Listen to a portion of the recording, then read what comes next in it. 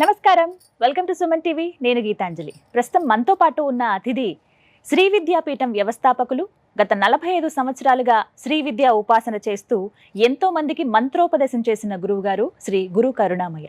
వారితో మాట్లాడి మరిన్ని విషయాలు తెలుసుకుందాం. గురువు గారితో మాట్లాడదాం. నమస్కారం గురువు గారు. నమస్కారం. సుబ్రహ్మణ్య షష్ఠి అసలు ఆ రోజున పూజ ఏ విధంగా చేసుకోవాలి? సుబ్రహ్మణ్యుడి ఆరాధన అంటే ఇక్కడ ఒక సందేహం, సుబ్రహ్మణ్యుడు అంటే నాగరాజ, కుమారస్వామికి అసలు ఆ పేరు ఎందుకు వచ్చింది? ఆ రోజున ఆయన్ని ఎలా పూజించాలి? వారికి పూజ చేయటం వల్ల కలిగేటువంటి ఫలితం ఏమిటి? వివరించండి. మంచి ప్రశ్న అడిగారు. ఈ సుబ్రహ్మణ్య షష్ఠి ఎప్పుడు చూసినా సుబ్రహ్మణ్య షష్ఠి అంటూ ఉంటారు, స్కంద షష్ఠి అని. నాగుల చవితి తర్వాత షష్ఠి ఒకటి వస్తుంది, అప్పుడు సుబ్రహ్మణ్య షష్ఠి అనే చేస్తారు. ఇప్పుడు షష్ఠి అంటారు.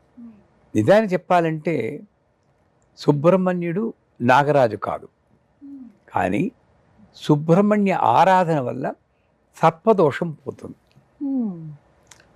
సర్పదోషం అంటే సాధారణంగా ప్రతిదోషానికి ఏదో ఒక పేరు పెట్టాలి కదా.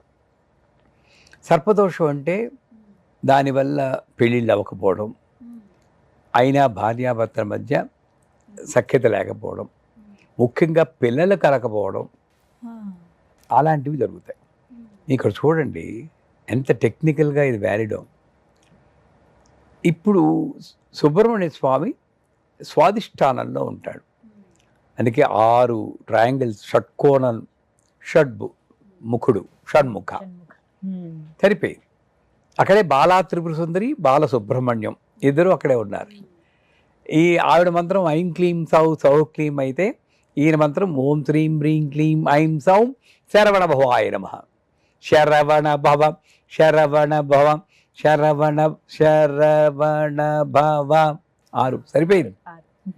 ఈ అక్షరాలు చెప్తేట కామ క్రోధ లోభ మోహ మదమాత్సర్యాలన్నీ కంట్రోల్లో ఉండి మంచి సాధన చేయొచ్చు. మరి ఇవన్నీ కంట్రోల్లో ఉన్నాయంటే భార్యాభర్తల మధ్య పెరిగిపోయింది కదా. అంటే సుబ్రహ్మణ్య మంత్రం దానికి సరిపోతుంది. పోతే ఇక్కడ ఏముంది, ఫిలోపియన్ ట్యూబ్స్, యూట్రస్ ఆడవాళ్ళకి.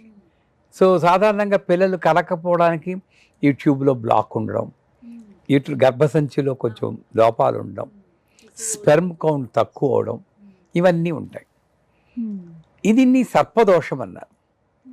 సర్పాన్ని కంట్రోల్ చేసేది పీకాక్, నెమలి మీద ఉన్నవాడు సుబ్రహ్మణ్యుడు. అందువల్ల సుబ్రహ్మణ్య మంత్రం చెప్తే సర్పదోషం కంట్రోల్ అవుతుంది, అది సత్యం. సో సుబ్రహ్మణ్య షష్ఠి నాడు ముఖ్యంగా అందరూ పిల్లలు లేనివారు ఆ రోజు పూజ చేసుకుంటే తప్పనిసరిగా పిల్లలు కలుగుతారు అని నమ్మకం పెట్టుకుని చేయాలి. పోతే ఎలా చేయాలి? సాధారణంగా ఆ రోజు కూడా నేను నాగరాజు అనుకుని పుట్టలోకి వెళ్ళి పాలు పోసి అక్కడ పోని నిజంగా సర్పరాజు ఉంటే వాటి పీస్ ఆఫ్ మైండ్ పోగొట్టేటట్టు అక్కడ టపాకాయలు పేలుస్తారు. తప్పేనా? అది అయితే చాలా దారుణం. శాపం ఇస్తాడు. నన్ను అడిగితే ఆ నాగరాజు శాపం ఇస్తాడు. అంతవరకు సర్పశాపం లేకపోయినా పుట్ట దగ్గరికి వెళ్ళి టపాకాయలు పెరిస్తే మాత్రం శాపం ఇస్తాడు. ఇంకా పుట్ట పైన పెట్టాలి, కానీ ఆ పుట్ట లోపల కోడిగుడ్లన్నీ మొత్తం కుక్కేసేసి వాడు పైకి రాకుండా చేసి ఇంత విపరీతంగా చేయకూడదు. అది వేరు, నాగుల చవితి. ఈరోజు కూడా చేస్తారు. అలా చేయకుండా సుబ్రహ్మణ్య స్వామికి దధ్యోజనంతో పెడితే మంచిదంటారు. ఆయనకి ఒక మంత్రం ఉంది, చెప్పాను కదా, ఓం శ్రీం హ్రీం క్లీం ఐం సౌం శరవణ భవాయ నమః, లేదా శరవణ భవ అన్న మంత్రం.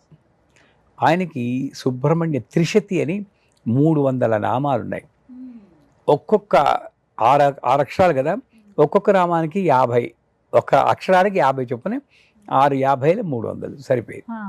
శ్రీం సౌం శరవణ భవ శరచంద్రాయత ప్రభ అని వరుసకి వస్తుంది. నేను రోజు చేస్తాను. అది మనకి దోషాలు ఉన్నా సుబ్రహ్మణ్య బాలా త్రిపుర సుందరి ఆ రూపంలో అర్చించుకుంటామని. ఇద్దరు పిల్లల గురించి కూడా కాదు, అది వేరు. సో సుబ్రహ్మణ్య స్వామి యొక్క ఆరాధన ఎలా చేయాలంటే, విగ్రహం మనకు దొరుకుతుంది, చిన్న సైజు విగ్రహం, అది పెట్టుకోవచ్చు. అంటే కుమారస్వామి విగ్రహం, కుమారస్వామి అన్నా, సుబ్రహ్మణ్యం అన్నా, బాలసుబ్రహ్మణ్యం అన్నా, మురుఘ అన్నా, షణ్ముఖ అన్నా, అరవ్వాళ్ళు బాగా చేస్తారు. వాళ్ళు అసలు ఇన్ని ఆలయాలు ఉంటాయండి. కావడి పట్టుకుంటారు. ఆ, ఈ ధనుర్మాసంలో కూడా కావడి పట్టుకుంటారు. పాల్ కావడి, తేన్ కావడి అని పాటలు పాడుకుంటూ, కొంతమంది విపరీతంగా ఇక్కడ నుండి ఇక్కడికి పొలాలు పడుచుకుంటూ, అది మనకు అనవసరం. సో సుబ్రహ్మణ్య విగ్రహం పెట్టుకుని అందులో వేల్తో ఉన్న, అంటే వేల్ అంటే సోలం, త్రిశూలం కాదు, సోలంలా ఉన్నది వేల్ మురుగా, వేల్ మురుగా, వేల్ మురుగా, వేల్ మురుగా అని అరవాడు పాట పాడతారు. అది పెట్టిన విగ్రహం పెట్టుకొని ఆ విగ్రహంలో ముందు ఆవాహన చేయాలి. ఆవాహన ఇక్కడ అక్షతలు పట్టుకున్నా కూడా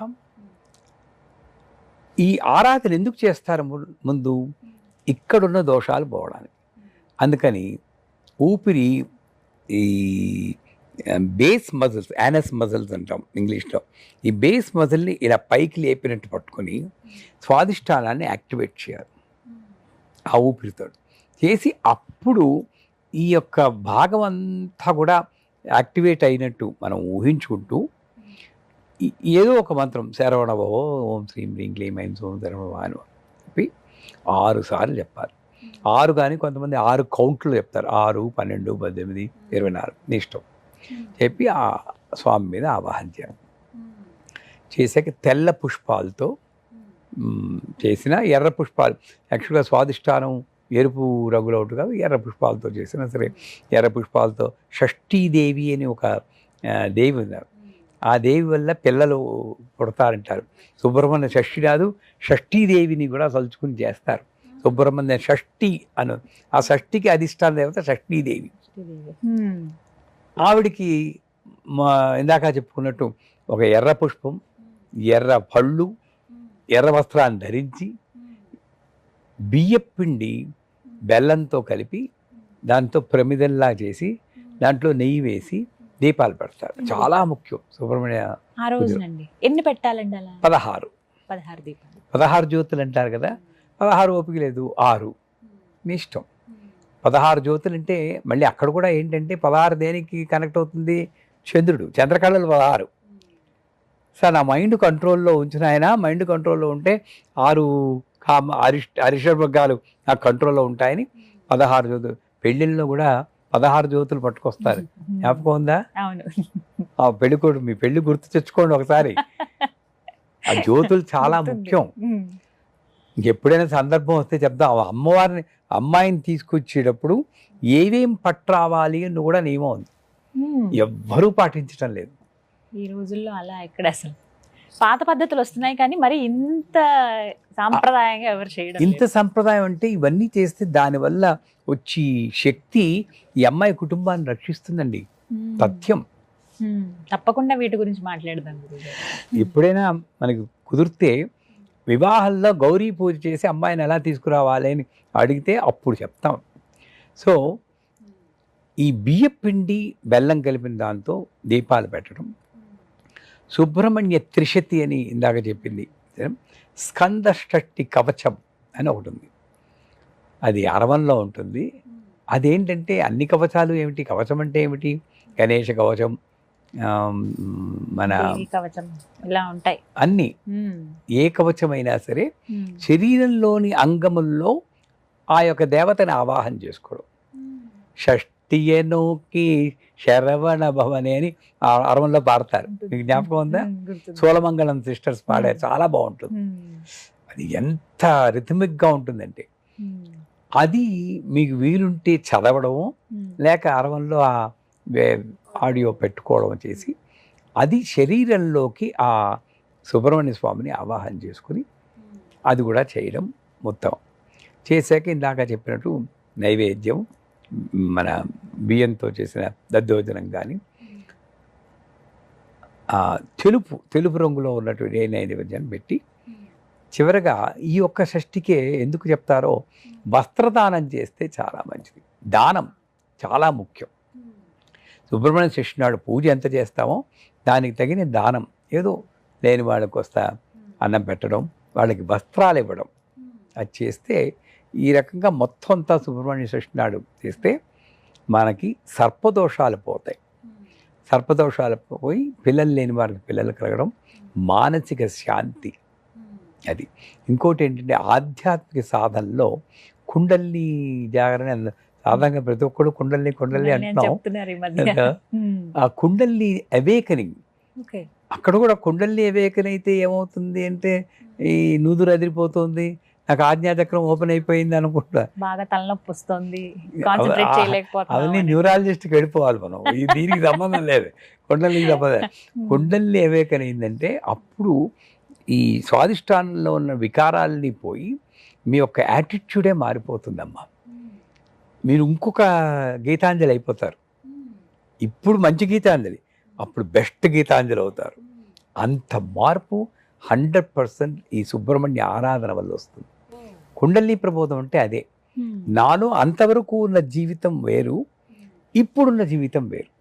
అటువంటి మార్పుని తేవడానికి కూడా సుబ్బారాయుడు షష్ఠి అంటారు. ఆ రోజు నాంది చేసుకుని అసలు ఆ రోజు ఒక రోజు ఏంటమ్మా ఏముంది, ఆయన అష్టోత్తరం చెప్పి రోజు పూజ చేసుకుంటే పోలే. ఇలా పూజ అవకాశం లేని వాళ్ళు ఆ రోజున ఏం చేయాలండి? సుబ్రహ్మణ్య షష్ఠి రోజు మంత్ర జపం శరవణ భవం శరవణ భవం శరవణ భవం, దాన్ని మించింది లేదు. ఇంకా వీలున్న వాళ్ళు, కాస్త అవకాశం ఉన్నవాళ్ళు తర్పణం అంటారు, సుబ్రహ్మణ్య తర్పణం, మంత్రము ప్లస్ తర్పణం. దానికి సుగంధ జలాలతోటి ఒక సుబ్రహ్మణ్య రూపం చేసుకుని పసుపుతోటి, గంధంతో పసుపుతోటి దానికి తర్పణం చేసుకోవచ్చు. ఇంకా మీకు ఓపిక ఉందా హోమం చేయ సుబ్రహ్మణ్య హోమం. Sky is the limit. అలాగని ఎక్కువ చేసి మనల్ని మనం ఐరాన పడుకుపోకుండా నేను చెప్పినట్టు సింపుల్గా చిన్న పూజ చేసుకుని శరవణభవ ఆ రోజంతా అనుకోండి. ఎందుకు రాదు? ఆ సుబ్రహ్మణ్య అనుగ్రహం తప్పనిసరిగా వస్తుంది. మీ మాటే చలో రావాలని కోరుకుంటున్నాం అందరూ. చక్కగా వివరించారండి. నమస్కారం.